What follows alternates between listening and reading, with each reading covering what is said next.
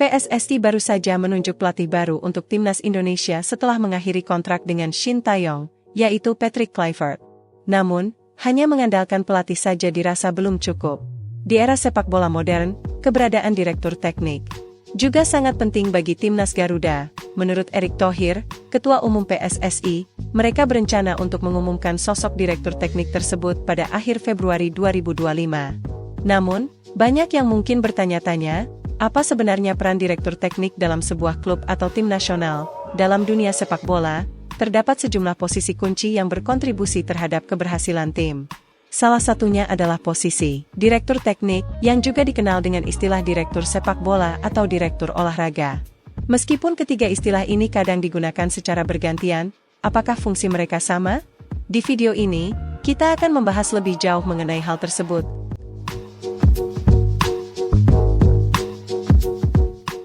Direktur sepak bola, yang juga dikenal sebagai direktur olahraga atau direktur teknik, merupakan jabatan eksekutif senior di klub sepak bola yang bertanggung jawab atas pengawasan operasional baik di dalam maupun luar lapangan.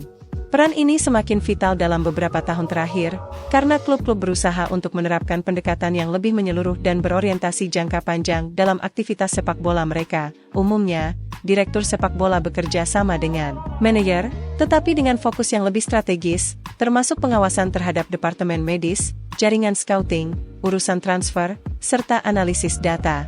Tujuannya adalah untuk mengurangi tekanan yang dihadapi pelatih kepala agar mereka dapat lebih berkonsentrasi pada tim utama dan mencapai kesuksesan di lapangan. Saat ini, banyak klub di Premier League yang telah memiliki direktur sepak bola. Sejarah posisi ini dapat ditelusuri ke Eropa, khususnya di klub-klub Jerman, Belanda, Italia, dan Spanyol, yang mulai mengembangkan peran di bidang ini pada pertengahan 1980-an.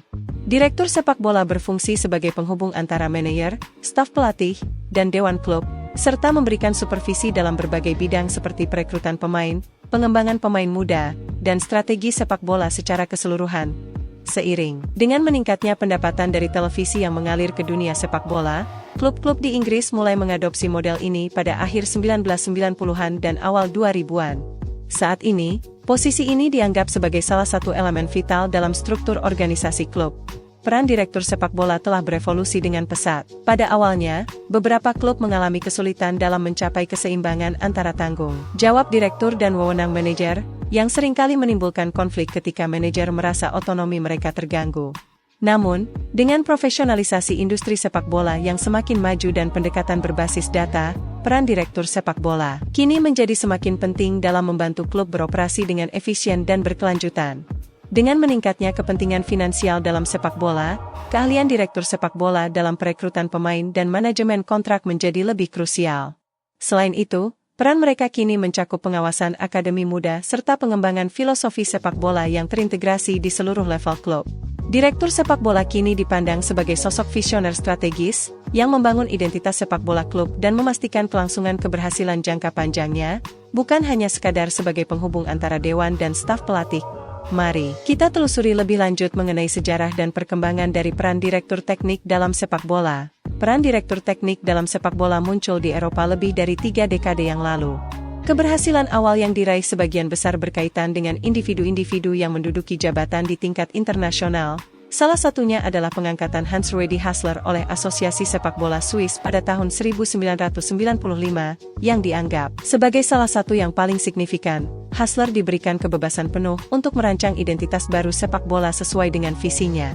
Ketika pemain muda Swiss, seperti Haris Seferovic, Granit Xhaka, dan Ricardo Rodriguez, membawa pulang kemenangan di Piala Dunia U17 pada tahun 2009, keberhasilan tersebut banyak dihubungkan dengan restrukturisasi mendasar yang dilakukan Hasler terhadap sepak bola di negara mereka. Kontribusi signifikan juga datang dari Michel Sablon, mantan direktur teknik sepak bola Belgia yang visioner.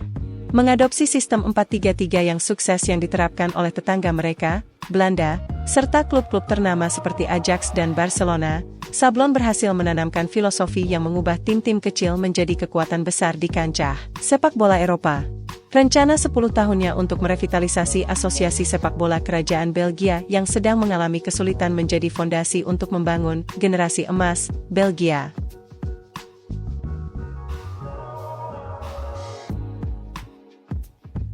Perekrutan dan transfer pemain.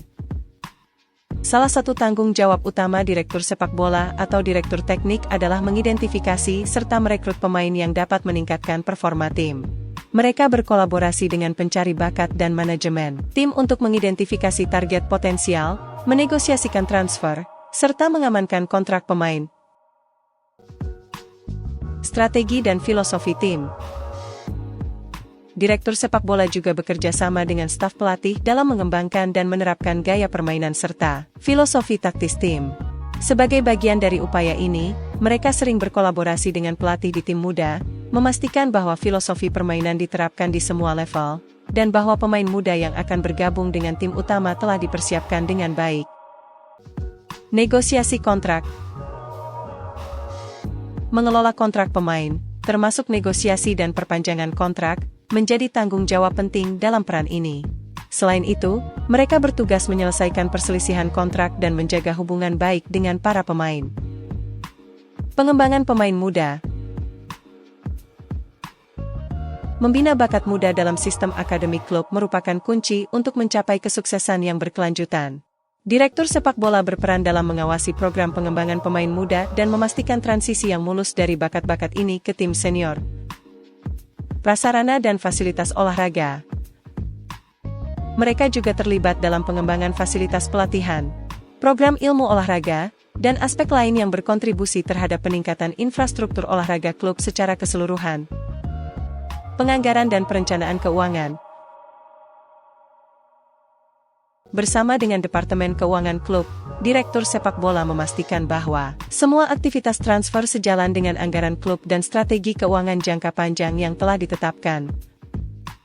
Dan Ashworth, mantan Direktur Teknik klub Brighton, pernah menulis dan mengajarkan tentang peran seorang direktur teknik.